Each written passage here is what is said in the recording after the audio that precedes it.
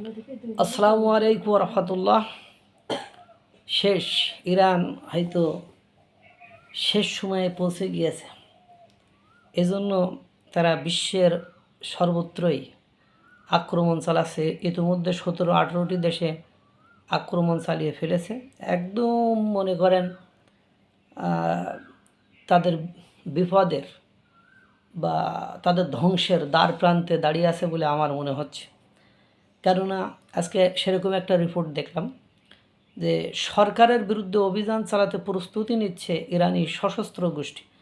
অর্থাৎ আপনার এতদিন হয়েছে বহির্বিশ্বের আক্রমণ, অর্থাৎ আপনার বাইরে থেকে ইসরায়েল আর মার্কিন যুক্তরাষ্ট্র আক্রমণ করেছে। এর সাথে দেখবেন যুক্ত হবে সে যে 17টি দেশে আক্রমণ করেছে তার মধ্যে কমপক্ষে তো যদি খারাপ হয় তারপরেও 7টা যোগদান করবে। এবং এটা তো বহির শক্তির বাইরে থেকে আক্রমণ, আর ভেতর থেকে আক্রমণের জন্য রেডি হচ্ছে সশস্ত্র গোষ্ঠী।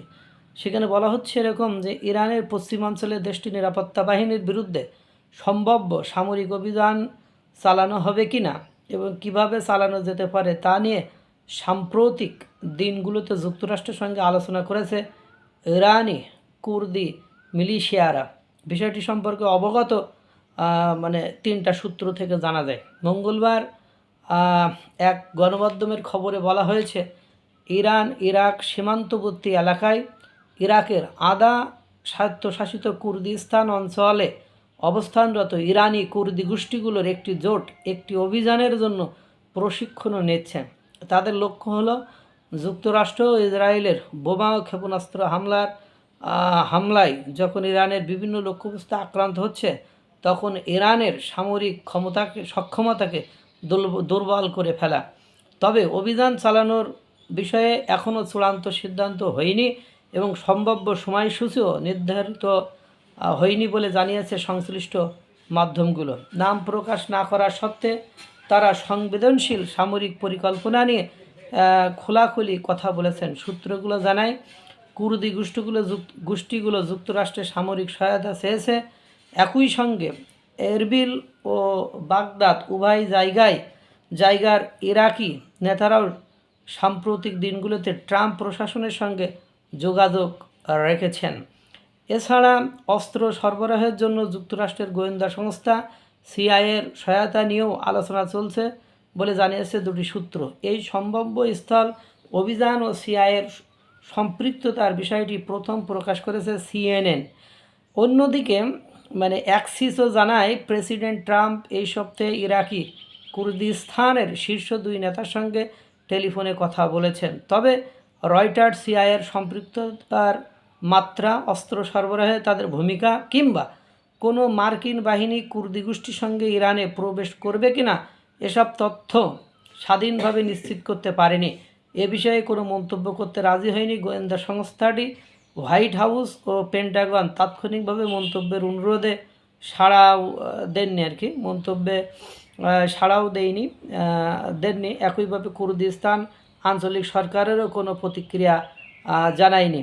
কুর্দি অভিযানে যুক্তরাষ্ট্রের বিশ্লেষকরা এরকম বলছেন যে ইরাক থেকে ইরানের ভেতরে কোনো সামরিক অভিযান চালাতে হলে ব্যাপক মার্কিন সামরিক ও গোয়েন্দা সহায়তা প্রয়োজন হবে।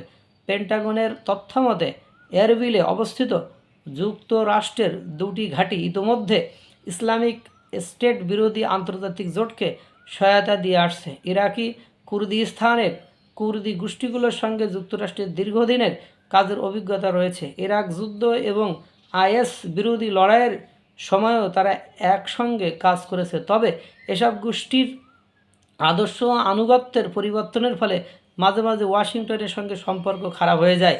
রয়টার্স বলেছেন ইরানের ভেতরে লড়াইয়ে ইরানি কুর্দি গোষ্ঠীগুলোর সাফল্য কতটা হবে তা স্পষ্ট নয়, কারণ তাদের যোদ্ধাদের যুদ্ধক্ষেত্র অভিজ্ঞতা সমান নয়।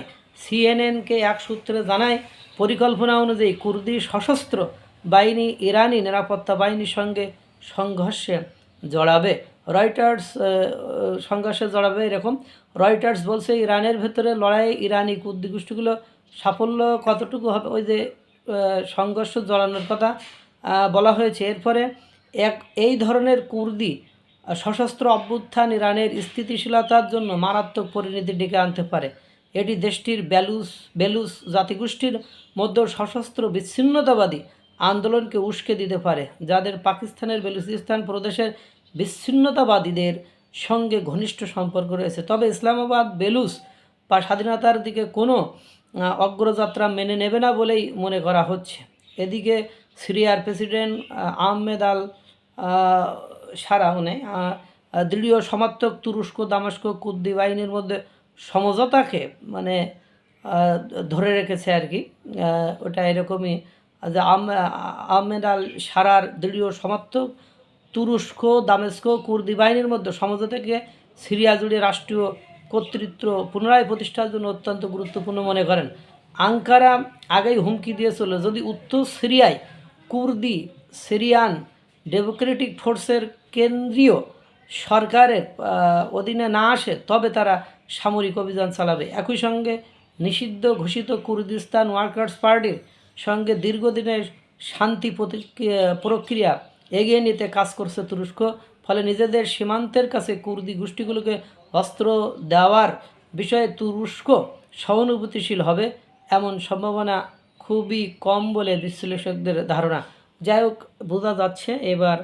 আর আপনারা ইতিমধ্যে দেখেছেন টর্পেডো মেরে ইরানের যুদ্ধজাহাজ শেষ করে দিয়েছে, এবং ইতিমধ্যে আমেরিকা থেকে একটা ওয়ার্নিং এসেছে যে তারা আকাশসীমা ইরানের আকাশসীমা দখলে নিয়েছে। অর্থাৎ ইরান এখন অপেক্ষা করছে তাদের চরম পরিণতির জন্য।